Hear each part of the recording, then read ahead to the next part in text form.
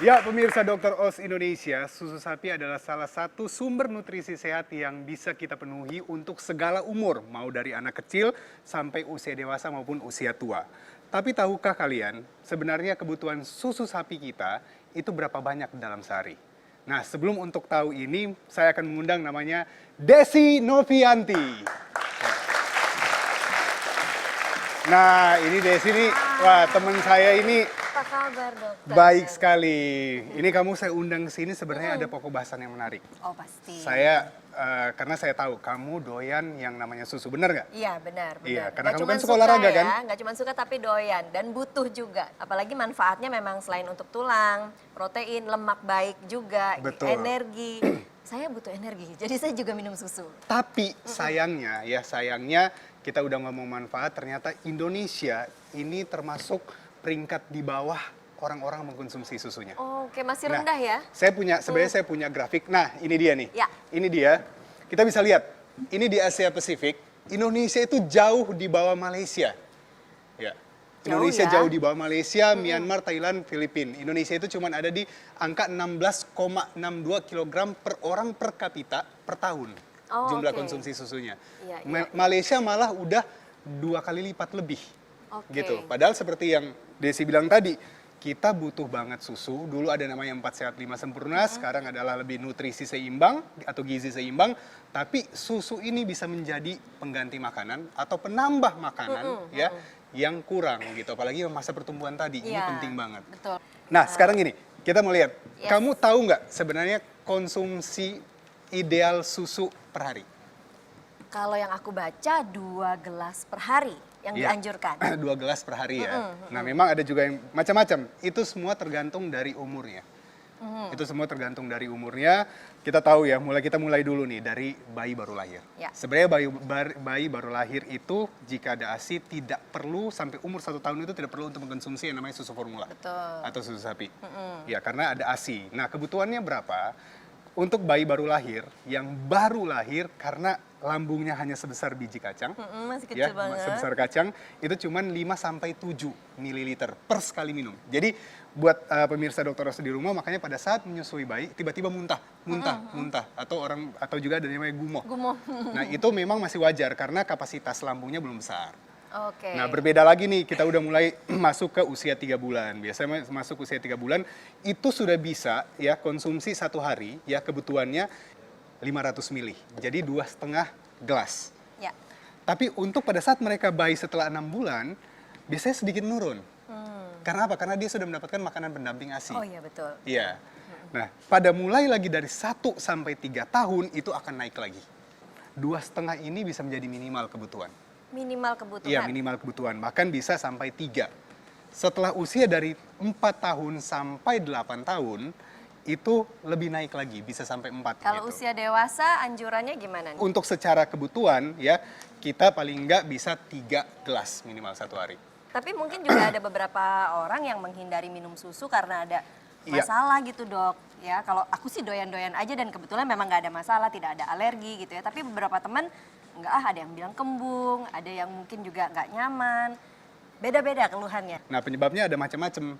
Ya, tapi yang paling sering itu ada 2, adalah intoleransi laktosa sama ada namanya alergi protein susu. Alergi protein. Ya, kita di sini kan ada minyak ya. Kita ada minyak. Ini sebenarnya cuma analogi aja bagaimana perbedaan antara intoleransi laktosa dan protein susu tadi. Ya, kita langsung campur ya. Campur di sini. Nah, kita lihat nih. Ini contoh dari alergi susu sapi, ya. Ya. Kita lihat.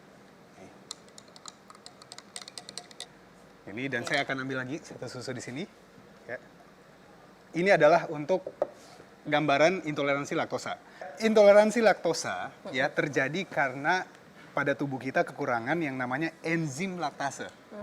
Kekurangan enzim laktase untuk mengkonsumsi laktosa atau gula pada sapi sehingga terjadi gangguan di pencernaan.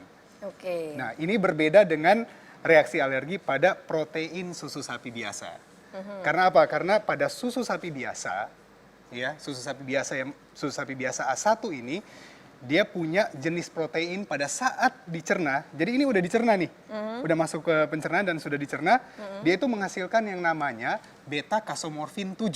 atau Oke. BCM7 yang akan menjadi alergen atau membuat pencernaan kita lebih sensitif terhadap protein susu biasa ini. Jadi ada reaksi itu ya. Iya, ada Nggak reaksi enak, nggak alergi. nyaman. Iya, dia udah masuk nih, tapi ada reaksi alergi. Saya sebenarnya cerita sedikit sejarah. Jadi sebenarnya zaman dulu, ya susu sapi itu dia punya cuman satu genetis namanya. Jadi yaitu dia cuman punya jenis sapi A2 atau protein A2. Oke. Ya, protein Si A2. sapi ini hanya si sapi ini memproduksi hanya memproduksi protein A2. Oke. Seiring berkembangnya zaman ya, itu ternyata terdapat mutasi. Di sapi akhirnya yang awalnya dia hanya susu sapi A2, itu mengandung juga A1. Oh. Yang dimana kita udah kenal A1 yang tadi bisa memberikan reaksi alergi protein.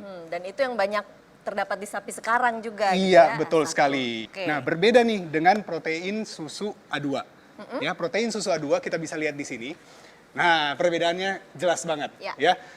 Protein susu A2 jika dibandingkan dengan protein susu sapi biasa, ya protein susu A2 ini mempunyai gugus protein yang sama dengan susu manusia atau ASI. Oh, oke. Gitu. Iya, iya, iya. Kita nggak pernah kan alergi ASI itu nggak ada. Makanya Iya. kenapa ini sangat baik sekali karena dia mengandung gugus protein yang sama. Gitu. Nah, kita ngomongin gugus protein yang sama dan yang berbeda dari protein susu sapi biasa, kita lihat nih antara perbedaan atau manfaatnya, ya. Kalau pada susu sapi biasa, ya, kita lihat susu sapi biasa ada A1 itu mual bisa menyebabkan mual, kembung dan sakit perut. Berbeda dengan susu sapi A2. Susu sapi A2 tidak menyebabkan mual, kembung dan juga sakit perut karena proses yang tadi. Karena apa? Karena pada susu sapi A2 ya tidak menghasilkan yang namanya BCM7 atau beta kasomorfin 7 yang akan mengganggu saluran pencernaan. Oke. Gitu. Iya, iya. Terutama yang buat sensitif, yang sensitif dengan susu sapi biasa. Ya, benar. Makanya mungkin kalau misalnya memang bisa memilih, lebih baik pilih yang lebih nyaman untuk kita ya, Dok. Tapi tenang, walaupun kebanyakan sapi di dunia saat ini menghasilkan susu yang mengandung campuran protein A1 dan A2, tapi tetap masih ada sapi yang hanya menghasilkan susu dengan kandungan protein A2 saja. Sapi ini bisa diidentifikasi melalui serangkaian tes genetik untuk menseleksi sapi-sapi yang memang hanya mempunyai genetis A2. Iya, Dok. Ini pengalaman saya ya, Dok ya. Waktu saya mau ngasih susu ke anak saya, ini juga saya harus mencari mana yang aman, mana yang enak gitu.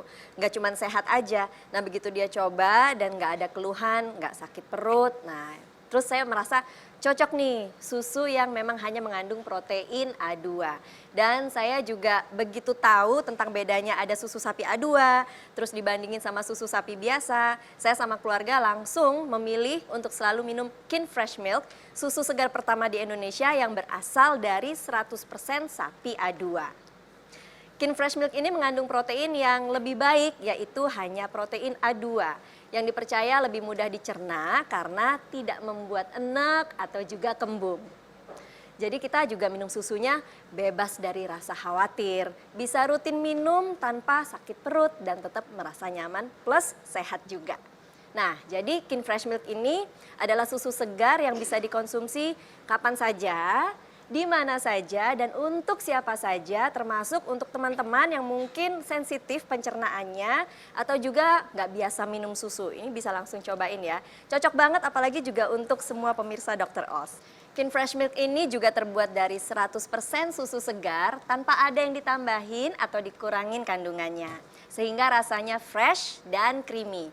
Kin Fresh Milk ini hadir dalam 3 rasa. Ada yang favorit yaitu rasa full cream, ada yang coklat dan juga coffee.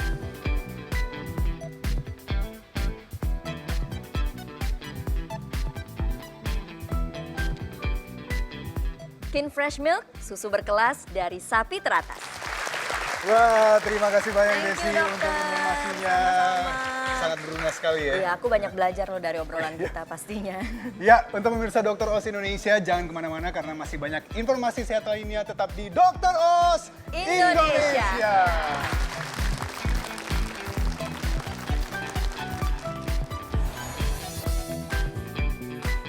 Benarkah bahan makanan organik lebih menyehatkan dibandingkan non-organik? Simak informasinya sesaat lagi.